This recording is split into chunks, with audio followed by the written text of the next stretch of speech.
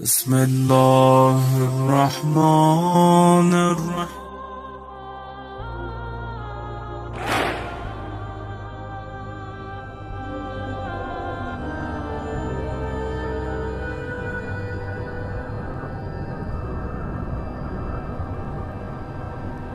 اور یاد کرو علی اکبر کو، وہ جوان جو اپنے شکل و شمائل میں رسول خدا صلی اللہ علیہ وآلہ وسلم کے سب سے زیادہ شبیہ تھے، اور صحرائے کربلا میں اشقیاء نے ان کو خاک و خون میں غلطاں کر دیا۔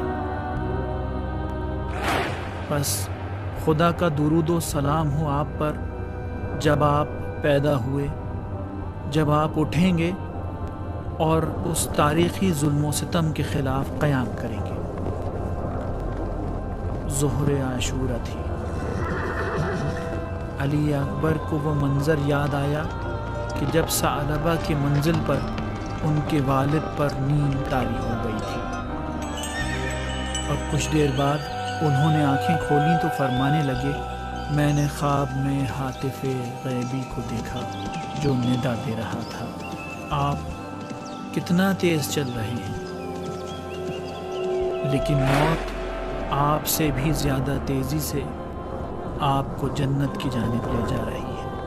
اس کے بعد اس آیہ شریفہ کی تلاوت فرمائی، اور مومنوں کو بشارت دے دو کہ جب ان پر کوئی مصیبت آئے تو کہیں انا للہ و انا الیہ راجعون۔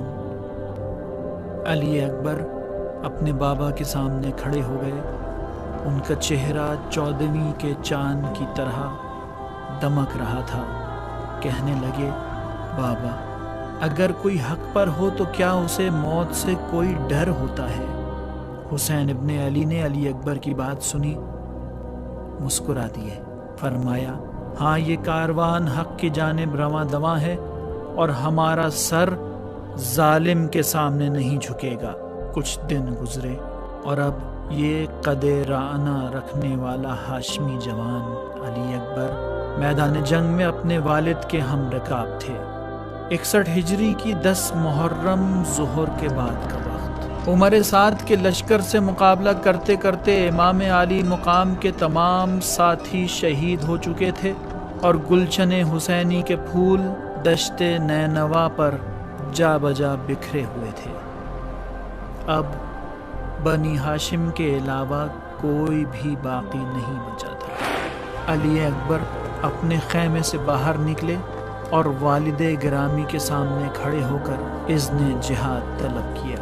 اس لمحے امام علی مقام پر کیا گزری ہوگی؟ اپنے جگر کے ٹکڑے کو جنگی لباس پہنا کر کائنات کے بدترین افراد کے جھرمٹ میں جو بھیجنا تھا۔ امام علی مقام کے سامنے علی اکبر کی صورت میں رسول خدا مجسم ہو چکے تھے، اور کربلا اسلام کی حقانیت کی قتل گاہ بن چکی تھی۔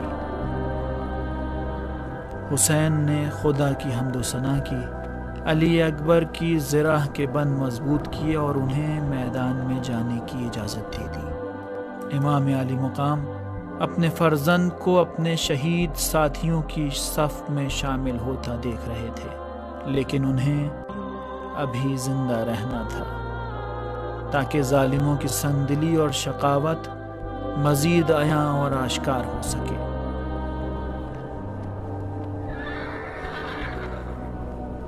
باپ بیٹے کو میدان کارزار میں جاتے دیکھ رہا تھا۔ ایسی جنگ جو خدا گواہ ہے کہ برابر کی جنگ نہیں تھی۔ حسین ابن علی اپنے مؤذن کو دیکھ رہے تھے کہ جو میدان کی جانب جا رہا ہے، اور اب اس کی اذان جنت میں ہی سننے کو ملے گی۔ میدان میں موجود لوگوں نے یہ منظر دیکھا کہ کس طرح ایک باپ اپنے بیٹے کو آغوش میں لیے رخصت کر رہا ہے، اور فرشتوں میں شور و غل برپا ہو چکا ہے۔ جدائی کا لمحہ آن پہنچا تھا، اور کتنا دردناک ہوتا ہے وہ منظر جب ایک باپ اپنے بیٹے سے جدا ہوتا ہے۔ علی اکبر گھوڑے پر سوار ہوئے اور میدان کی جانب چل دیے۔ میدان جنگ میں موجود دشمن کے بعض سپاہیوں نے جب علی اکبر کو دیکھا تو شور مچ گیا کہ پیغمبر خدا صلی اللہ علیہ وآلہ وسلم خود تشریف لا رہے ہیں۔ مادر علی اکبر ام لیلہ اپنے دل کو تھامے لا حول ولا قوت کی تلاوت کر رہی تھی، اور کون جانے اس ماں کے دل کا حال جو حق کی راہ میں اپنے دل کے چین کو روانہ کرتی ہے اور اسے اس کے واپس آنے کی امید بھی نہیں ہوتی۔ اہل حرم علی اکبر کے قد و قامت پر گریہ کناں تھے اور علی اکبر میدان کی جانب روانہ ہو رہے تھے۔ امام نے فریاد بلند کی، خداوندہ گواہ رہنا، بلا شبہ ایسا جوان میدان جنگ کی جانب جا رہا ہے جو خلقت میں، خلق میں اور منطق میں تیرے رسول کی سب سے زیادہ شبیہ ہے۔ جب بھی اپنے جد رسول خدا کی زیارت کرنا چاہتا تھا تو اس کو جی بھر کے دیکھ لیا کرتا تھا۔ پروردگارا، ظالموں کو زمین کی برکتوں سے محروم کر دے، ان کے درمیان اختلافات پیدا کر کے انہیں متفرق کر دے، ان کے اسرار پر سے پردے اٹھا دے۔ خداوندہ، حاکموں کو بھی کبھی ان سے راضی نہ کرنا، کیونکہ انہوں نے ہمیں دعوت دی تاکہ ہمارے یار و مددگار بنے، لیکن ہم سے ہی جنگ پر آمادہ ہو گئے۔ اے پسر سعد، خدا تیرے خاندان کو نیست و نابود کرے، جس طرح تو نے میرا گھر اجاڑ دیا اور رسول اللہ سے میری نسبت کا کچھ بھی خیال نہیں کیا۔ میدان جنگ میں امام عالی مقام کی فریاد سے اعداء مبہوت رہ گئے، اور اب چاروں طرف بس ہوا کی سرسراہٹ سنائی دے رہی تھی۔ عمر سعد نے غصے کی حالت میں اپنے لشکر کی جانب دیکھا جس پر سناٹا چھایا ہوا تھا۔ اس نے چلا کر کہا، اے حسین کے بیٹے، جاؤ اور جنگ و جدال سے پرہیز کرو تاکہ تمہیں امان مل سکے۔ اپنی جوانی پر کچھ ترس کھاؤ اور خطرہ مت مون لو۔ علی اکبر نے غیظ و غضب سے للکارتے ہوئے کہا، میں علی ابن حسین ابن علی ہوں، خدا کے گھر کی قسم، ہم رسول اللہ کے حقیقی جانشین ہیں۔ خدا کی قسم، یہ لشکر ہم پر حکم نہیں چلا سکتا۔ میں نے اسی لیے تلوار اٹھائی ہے کہ ظلم کی تیغ جفا ٹکڑے ٹکڑے ہو جائے۔ عمر ابن سعد نے علی اکبر کے قدرت کلام اور ان کی فصاحت و بلاغت سے گھبرا کر حملے کا حکم دے دیا۔ فوج در فوج ان کی جانب بڑھتی، لیکن ہیبت مصطفی اور صولت حیدری سے گھبرا کر بھاگ اٹھتی۔ لشکر اعداء میں سے ایک ایک کر کے اشقیاء علی اکبر کی وار کا نشانہ بننے لگے۔ میدان کے دونوں طرف ہی کی نظریں جنگ پر ٹک گئی تھی، مگر ام لیلہ کی آنکھیں جھکی ہوئی تھیں اور وہ زیر لب تلاوت میں مشغول تھی۔ جنگ طولانی ہو گئی اور گرمی کی شدت نے ہاشمی جوان کی رمق ختم کر دی۔ علی اکبر خیام کی جانب واپس پلٹے، امام عالی مقام کے سامنے عرض ادب کیا اور کہا، بابا، پیاس کی شدت مجھے مارے ڈالتی ہے، اب تو میرے ہونٹ بھی پیاس کی شدت سے پھٹ چکے ہیں۔ امام نے مایوسی سے اپنے جوان کو دیکھا اور فرمایا، اے میرے بیٹے، میں پانی کہاں سے لاؤں؟ تم جہاد میں استقامت دکھاؤ، وہ وقت نزدیک ہے کہ تمہارے جد محمد مصطفیٰ صلی اللہ علیہ وآلہ وسلم کی زیارت تمہیں نصیب ہوگی اور وہ تمہیں سیراب فرمائیں گے۔ میرے بیٹے، وہ تمہیں ایسا سیراب کریں گے کہ پھر تابہ ابد پیاس نہیں لگی۔ علی اکبر نے ایک بار پھر الوداع کہا اور میدان جنگ میں پلٹ آئے۔ اشقیاء علی اکبر کی شمشیر زنی کا مقابلہ نہیں کر سکتے تھے، وہ تو اپنی کمانوں، نیزوں اور بھالوں کے پیچھے پناہ لے رہے تھے۔ عمر سعد نے آواز لگا،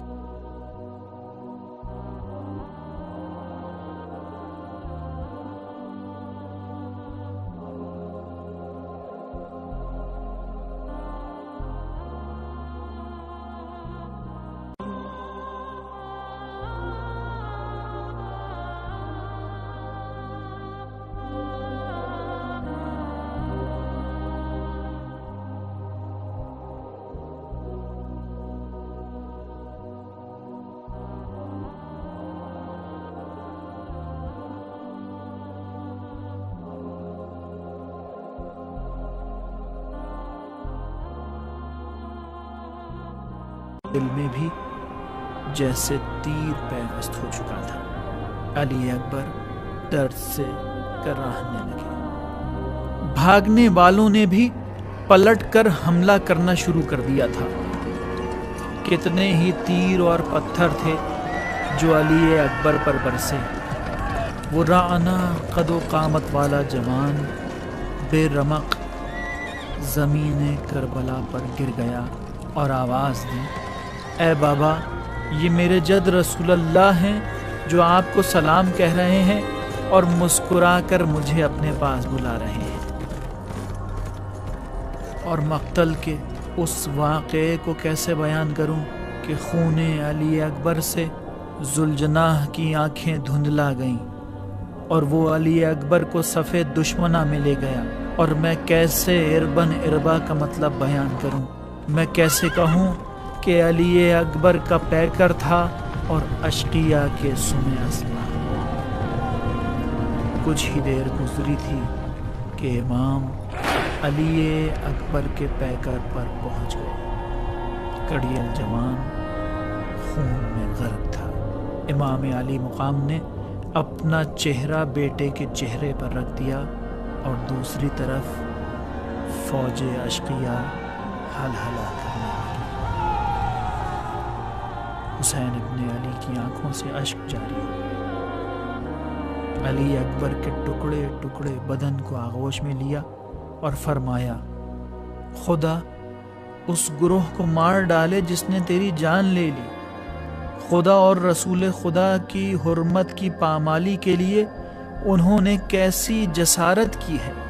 اس کے بعد امام نے آسمان کی جانب دکھ بھری نگاہ کی اور فرمایا، میری جان علی اکبر تیرے بعد اب اس دنیا پر تف ہے، اور کسے معلوم اس بات میں کیا راز پوشیدہ تھا۔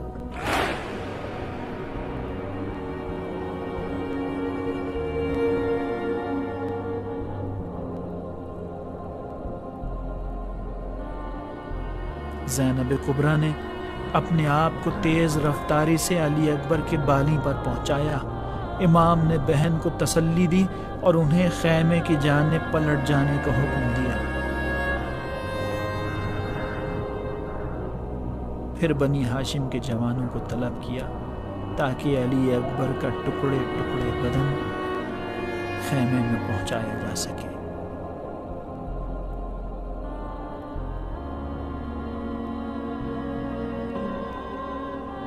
حسین میدان میں تنہا کھڑے رب ذوالجلال کا شکر ادا کر رہے تھے۔ الحمدللہ رب العالمین۔ اور ام لیلہ عجیب حالت میں گرفتار رب کردگار کا شکر ادا کر رہی ہیں کہ خدایا تیرا شکر ہے کہ میرا لال حق کی راہ میں فدا ہو۔